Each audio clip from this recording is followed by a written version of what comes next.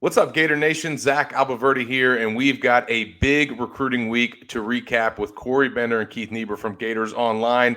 The Gators just wrapped up their third official visit weekend in June, and boy, was it a big one. The Gators landed 4 commitments on Saturday, 3 more on Monday for a total of 7 over a 72-hour span, but it was more like 55 hours. It was just a crazy stretch that this staff just pulled off. Fans were waiting on commitments. I think there was some expectation that some guys could pop this weekend. I don't think anybody saw 7 total pledges. What was your guys' reaction just to this stretch that they had? And we'll start with you, Keith. Wow. This is what, if you're a fan, this is what you've been waiting for, right? You've seen all these visits. Florida's hosted 44 official visits in June, a lot more than most programs. But, the first couple of weekends, you weren't seeing the results, at least you weren't seeing it in terms of them being on a commitment list. Now, we tried to tell people, Corey and I told them the first weekend, listen, don't judge everything on how many commits you land after the first weekend. It's still the first weekend of official visits. Elite guys, high-level guys, they want to take multiple visits, so it's going to take some time. But as you get toward the middle and the end of the month, those guys have now taken 2-3 official visits. So it really was kind of a perfect confluence of events. It all lined up. Florida's hit a home run with these official visits. The kids are liking it there. They've got a lot to sell. They also can sell early playing time. You got NIL. The situation seems to be in a good place right now. So when you put it all together, it made sense. But still, even saying that, there's good situations at a lot of schools, and you haven't seen that kind of rush of commitment. So all credit to the Florida staff. But look, they've got people across the nation taking notice. And now what you can do, you're in a position now where you can maybe, hey, you've got some momentum. You're in control if you're the program. Now you've got limited spots. Now you can tell a kid, hey, if you want in, you better do it soon. And then also perhaps you circle back to kids that maybe told you no earlier. Well, look at the momentum our program has, that kind of thing. And so I think Florida's in a super strong place. Behind the scenes, Corey can tell you this, they were already in a good place, but you needed to see some results as a fan and really as a staff too. It's one thing for a kid to say, hey, I'm coming and all that, but to put it out publicly is that next step. So it doesn't guarantee they're going to sign, but most of the time it's a pretty good indicator of where you are, how many commitments you have. So this class act has quality and it has quantity. And looking at the official visitors in June, again, we mentioned 44. Of those 44, 37 came in either committed somewhere else or uncommitted. So 7 were already Florida commits. We don't necessarily count them in what I'm about to say. That leaves 37 left. Of those 37, Florida's now landed 8 of them. That's 21%. Now, we're not even out of June yet. Corey and I talk about this every day. The true measure is, okay, looking back in August, when you get to August, looking back to June, okay, now how many did my program get? Well, hell, they're already at 21%. That's a pretty good number as it is. Yeah. And had somebody at UF tell me the other day, when you start getting in with the big boys, they seem to be taking less low-hanging fruit early in the cycle. When you're recruiting with a lot of these bigger guys, you may only get 1 out of 3, 1 out of 4, 1 out of 5, 1 out of 6 of them. It's a real challenge. So the guys that we're going to go over, most of them, Florida beat out, regardless of ranking. Florida beat out pretty good programs, and that's what you want to see if you're a fan. Not just the ranking, but also who did my program beat to get this guy? No doubt. What's a 4-star if you didn't really beat anybody out to land him? You'd rather take a 3-star that you beat out Georgia for, and we'll get to one of those in a little bit. No doubt. And then, Corey, obviously, I think everybody was waiting to see what Waller was going to do, maybe some potential that he was going to pop on Sunday. But then he comes out and, spoke with Keith after his visit and said, hey, I'm waiting to my birthday, which was August 26th. And the Gators got him to move up that commitment date. He was the final of the 7 commits that we saw. Absolutely rocked Twitter when he announced his pledge at 8:30 on Monday night. Corey, what was your reaction to his pledge? What does that do for the edge position and just kind of put the cherry on top of this run that they just had? Yeah, I think it goes down to like what Keith was saying with momentum. I think if it wasn't for all those commits over the weekend, you might have had Waller saying, hey, Florida's my number 1 school at some point. But I think you just start to see, as far as just that trickling effect. And a lot of these kids toward the weekend committed publicly in front of families, in front of other commits. And these other kids see the big moment and just see the excitement around the program. They get that home-like feel with Billy Napier and just, you see him genuinely go up to the kids, hug them, and welcome to the family. So I'm not really surprised by the success they're having right now. And I think Keith hit it on perfectly. Like June is the new December, or kind of like how January was with the old signing day.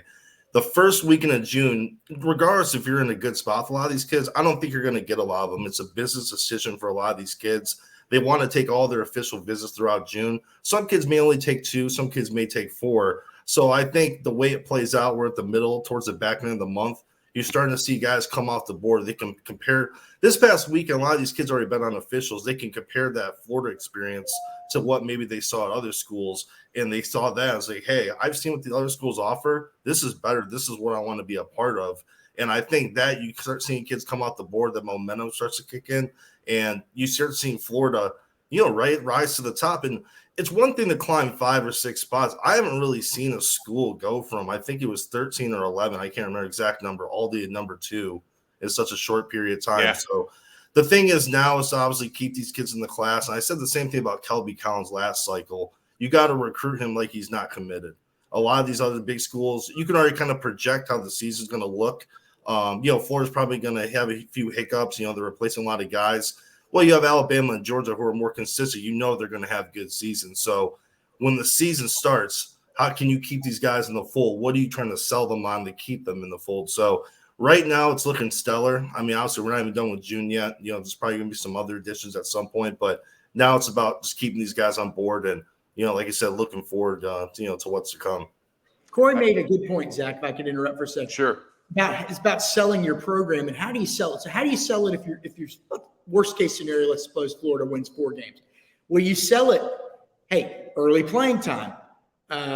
It's a transitional period for the school, all that stuff. And if you win, you sell it a different way. Hey, come be a part of this, that kind of thing. But you're always selling your vision. Coaches, in a sense, have to be like salesmen. A person selling cars has to deal with high inflation, low inflation, high interest rates, low interest rates, a good economy, a bad economy. So they have to be prepared to sell a car under any circumstance. And that's essentially what a coach has to be. So a guy like Billy Napier, he's worked for some big programs, a lot of big programs. Winning programs, Alabama, Clemson. But he's also been at Arizona State where it's a little bit harder to sell. So he has a wide range of selling know-how, let's put it that way. Yeah. And that's usually the case with a lot of guys on your staff.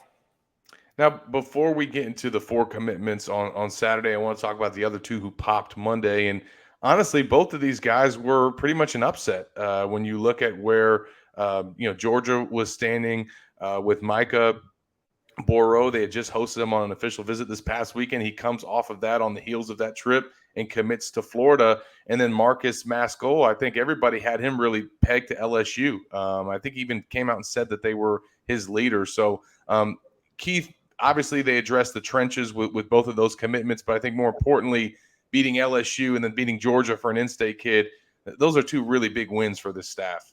So Corey and I talked about this when we knew these guys were committing. We said, hey, we got to put in the headlines of the stories who they beat, right? Because if you just put 3-star for Micah Borough and 3-star for Marcus Maskell, that doesn't really blow too many skirts up, right?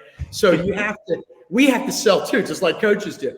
But again, who did you beat? So LSU, which is historically a pretty good offensive line school, and now with Brian Kelly there, when you look at what Brian Kelly did as a head coach at Notre Dame with producing 1 first-round pick at offensive line after the other, you see that the significance of this type of a recruiting win. And his brother played at Clemson, and probably Marcus Maskell, his brother played at Clemson, probably helped him guide him through this. And so he's got some good genes in his family, high IQ kid, which is what you want out of an offensive lineman.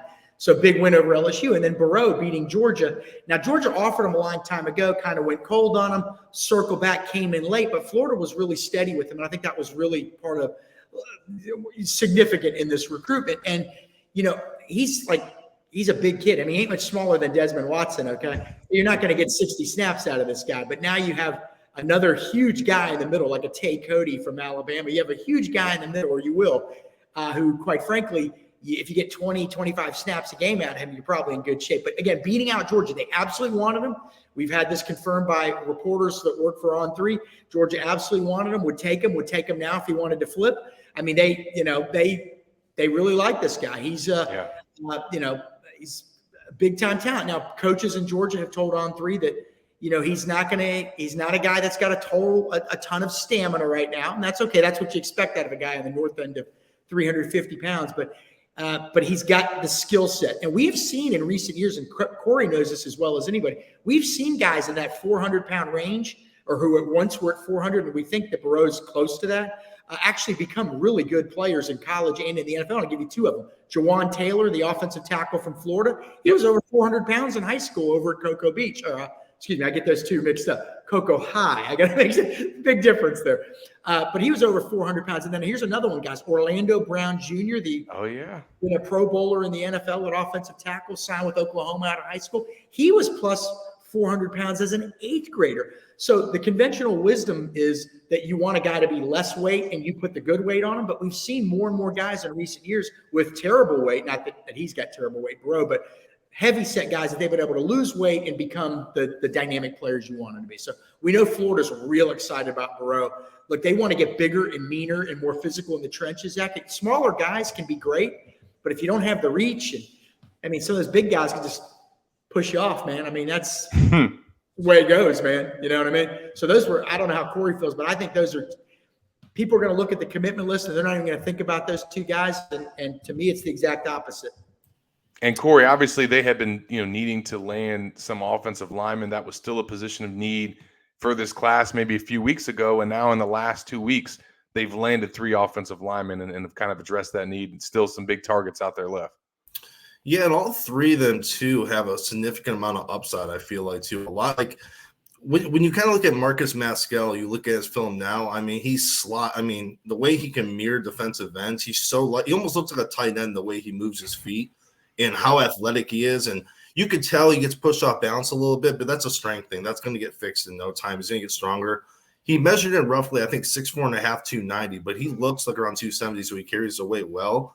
But he's one of those guys, and I think with Florida, it's the same thing with Coach Spencer and his defensive linemen. A lot of these kids won't be needed early on, especially offensive line. Unless you're a top recruit or a transfer, you usually don't see the field in the first year, definitely, or possibly even the first 2 years. So I think he has all the time to get better, and I think if he does put everything together, man, he could be a really nice left tackle. And you kind of look at the kid from Germany too, Noel from Germany.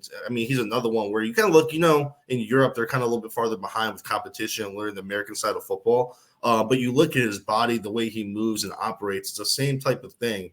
So You're getting guys that, like you said, I don't do the rankings. I think guys that can rise in the rankings. I think both those guys could be blue chip type guys.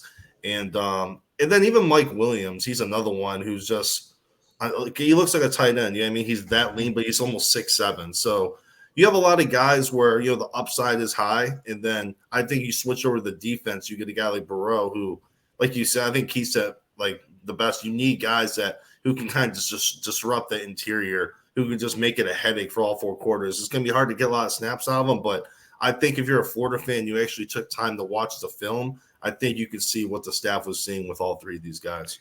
Well, has the guy that Mike Williams been teasing at, has he officially come off the board yet? That was it was Marcus Maskell, but okay. Let me just tell you with Burrow, I think people are looking at Jamonte Waller and saying that's the guy that's going to move up the most in the on-3 rankings because we actually have him much lower than everybody else. I disagree. I think Mike Burrow is going to be the guy that makes the biggest move between now and signing day. I'm not basing that off any conversations with anyone. I'm basing that off of who wanted him, and I think we're going to take a closer look at him, and I think he's got this huge upside. So that would be my guess. But no, I like what they did yesterday, no doubt about it. I think with Waller too, I'll just real quick, Zach, I'll touch on Waller. I think you kind of look at his ranking. I think he's a guy, you look at his stats, super explosive. I don't think there's a kid I've seen this cycle that has the stats that he has. But I think it's more of his frame for kind of answering. I'm not going to answer for Charles, but I think it's one of those kind of players where he's an edge player, but he kind of plays in that frame of a traditional linebacker. It's kind of picking where he fits long-term, position-wise and body-wise. I think the ability's there, but I think it's really when people look at the ranking, it's that long-term projection. How is he going to, project to the SEC with, position-wise? Yeah, it'll be up to the UF staff. They'll take his skill set. They'll take his size. He's barely over 6 foot. His 40 times, his quick burst, his COD, change of direction, what coaches tell you is one of the most important traits somebody can have, his twitch ability, all that stuff. And then as a staff, Austin Armstrong, Coach Bateman, Coach Who am I missing here? The edge coach. Oh, Peterson. Yes. I should know, Mike. I covered him in high school. But so those guys and then Billy Napier, they'll put their heads together and figure out, okay, with this guy's skill set, frame, and all that, where's he best suited? And when it's not an obvious pass rush situation, can we move him somewhere else? Can we do, all that stuff? It'll be up to them. Look, I don't get too much into rankings. I think overall it presents a pretty accurate picture of where you're at, but individually it might not always. And here's how I judge it again. Who did you beat? And they beat out Penn State and Auburn, who really wanted them. And I know Georgia was also somewhat interested. And then also, what does the staff think? A given staff, and they were ecstatic. And I know Corey and I got some text messages about that commitment. That was one that these guys really, really wanted. So that's all I need. We're joined by Corey Bender and Keith Niebuhr from Gators Online discussing Florida's huge recruiting weekend, and it really started on Saturday, and more specifically Saturday night. I don't think I've ever seen anything like this happen in UF recruiting, at least to my knowledge. At Spurrier's Gridiron Grill, where that is kind of part of the official visit experience at Florida, they bring all the recruits there for dinner. Well, while they're sitting down with their meal, 3 recruits, Aaron Childs, Amaris Williams, and Nasir Johnson, announced their commitments to Florida at the restaurant in front of everybody there eating. The scene was unlike anything I've ever seen, and obviously that's kind of what kickstarted the momentum for Florida that led into Monday. Keith, what was some of the buzz that you were hearing from Spurs that night? You knew some of this was going down before these commitments came out, and just what does a moment like that say about this staff and kind of do for Florida recruiting? Well, I don't even really know how to answer that. I mean, we had actually a commitment before that earlier in the day, and maybe that jump started it. I don't know. Amir Jackson, the 4-star tight end, another big one, but I don't know. I mean, it must have just been an exciting moment for these kids and their parents. Now, the kids, a lot of them took photos with Steve Spurrier, but they probably don't really know who Steve Spurrier. I mean, come on, you're 17. Yeah. Let's heard the name maybe. Their mommies and daddies and Uncle Fred, and I bet they knew who he was though. And so it's you had former players there. You had a real, the videos are out there. Just a really exciting atmosphere. And we've heard about that kind of atmosphere at some other schools. I think Arkansas, believe it or not, has a restaurant. Is it the Catfish place that's pretty famous that they say is just an incredible electric, atmosphere for that recruit dinner. But this was, it was interesting. I mean, Florida's really hitting. I don't know what to say. I don't know how to even answer that, Zach. I'll be honest with you. I don't know. I don't really know. I just know that they've created an atmosphere and an energy during these recruiting weekends that is conducive to this. I mean, it's. I don't know. Corey, I'm just talking in circles. You go for it. No, I think too. I think it's that trickling effect we start at the top end of it. I think a lot of these kids just kind of know the momentum Florida has, and you see that excitement. And some kids, I think a lot of these kids, I mean, they tell us, hey, Florida's top 3 leader, but in the back of their mind, hey, I might make a commitment. There's that possibility, and you can kind of see it too. One of the recruits' parents put out a video. I think when one of them were committing, and Katie Turner's face is in the background, just in pure shock.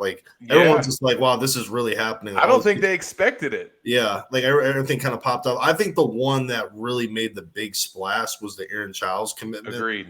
I think, Amir Jackson, we kind of had an idea he could commit. Nasir Johnson had Florida on top. Amaris Williams is probably that dark horse commit in the class that I think a lot of fans are hey, this kid visited once, he committed out of nowhere. But you look at his stats and his versatility, he's a guy who has a lot of ability. I think we kind of need to circle back on more.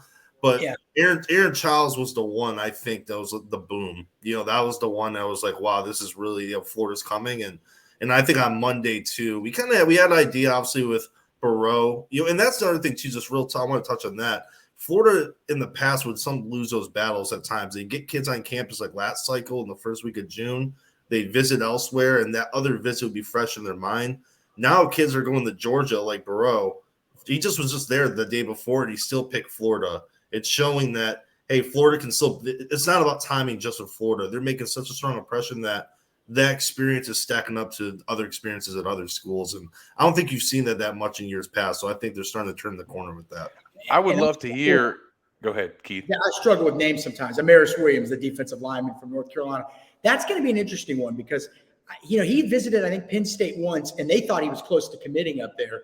And then he visited Florida and committed. So those are the ones that people say, well, which one should I monitor moving forward? that would be one to monitor. Is he an impressionable guy that, if he visits somewhere, that's where he wants to go? So if you're Florida, that's a guy you're going to say, okay, got to keep the foot on the gas with him and maybe try to keep him from visiting other places. Big pickup, though. That's probably the one that's getting the least amount of attention, even though he's a 4-star. But we have a good buddy, Corey and I, in the business who calls the Carolinas, Zach, they call that area D-line heaven. Okay, and they call it that because that's where a lot of good D linemen have come from, including some guys that ended up at Florida. Jonathan Buller. There was a guy, Carl Watkins, who went to Clemson in that same cycle. Dexter Lawrence came out of North Carolina. So there's been a ton of D linemen, Jadeveon Clowney from South Carolina. So in that whole region, that's where you're going to go and to go get defensive linemen. And if you're Florida, this is good for several reasons. One, you're getting one of the best D linemen in the Carolinas in this cycle. And obviously, like I said, you got to keep the foot on the gas with them. But now maybe you start to create some more inroads there. Okay. Mm-hmm. Maybe it's a place you can now go back every year and get a D lineman. And I say that because when you look at the work Florida has done in Georgia this cycle, Russ Callaway and some of the other guys who have Billy Napier, strong Georgia connections.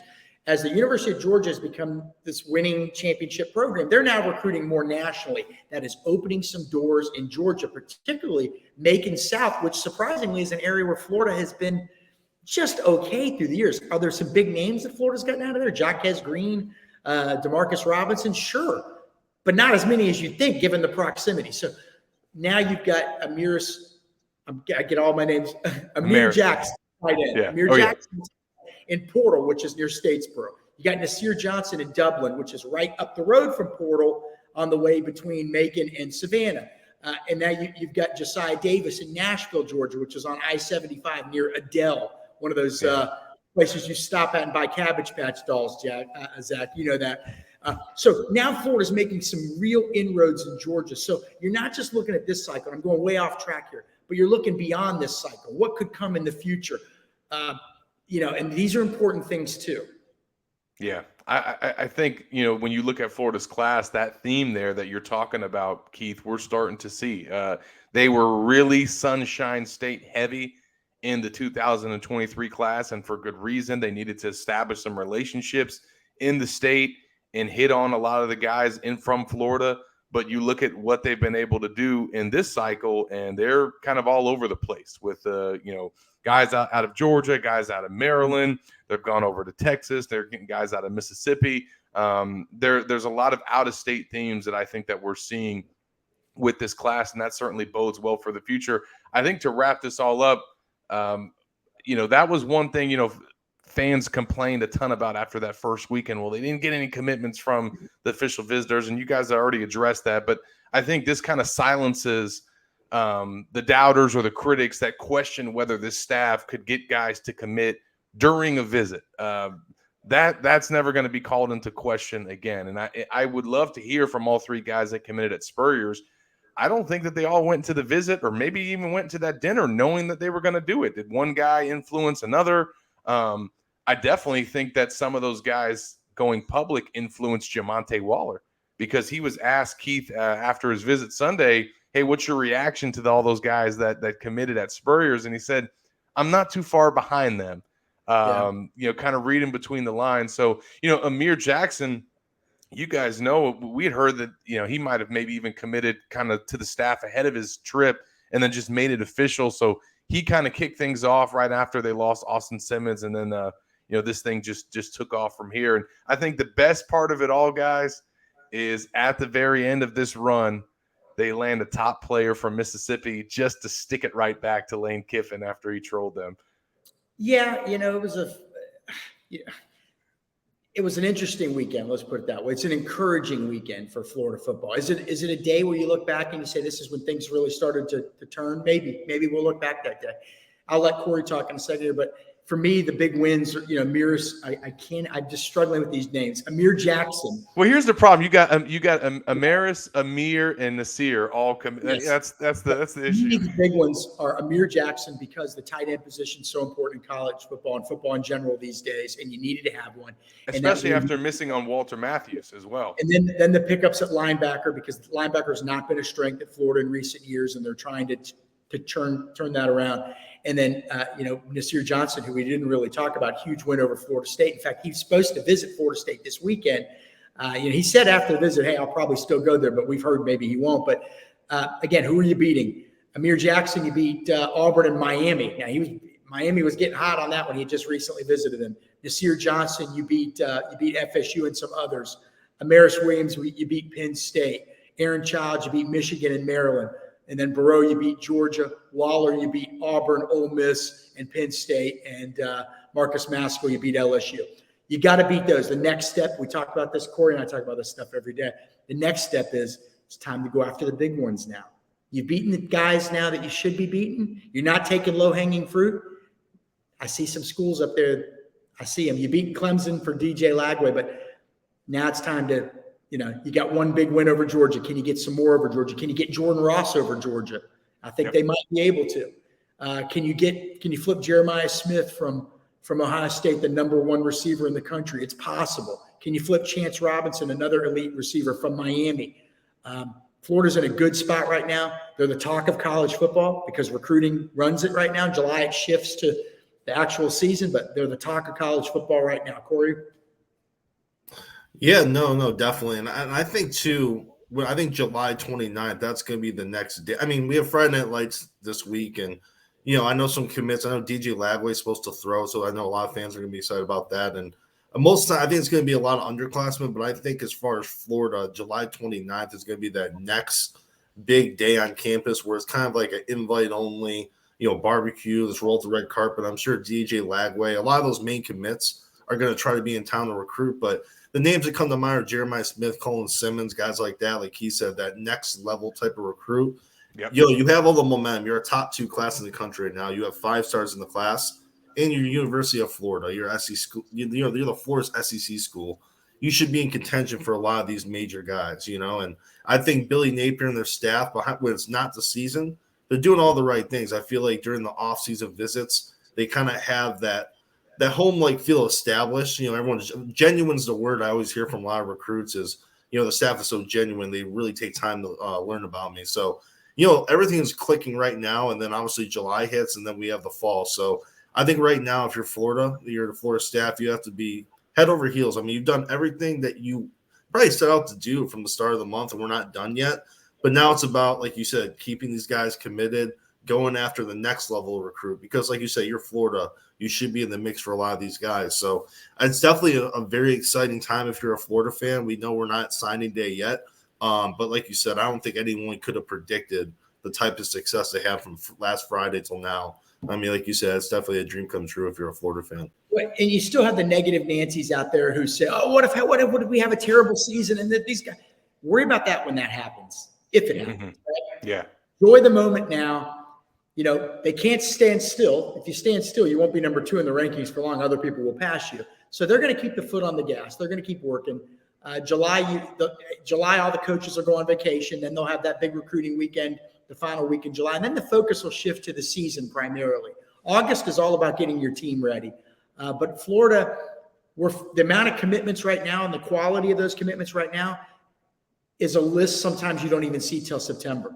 And they've got it in June. So they're in a very favorable spot. They can now go to recruits at every position across the board and say, this is how many we've taken. This is how many we have left.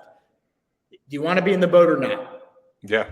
Right? And that's why you see guys like Kendall Jackson move up his announcement. It's just trickling effect. That's right. And if a kid wants to, normally a lot of high-level seniors, rising seniors, they don't want to camp.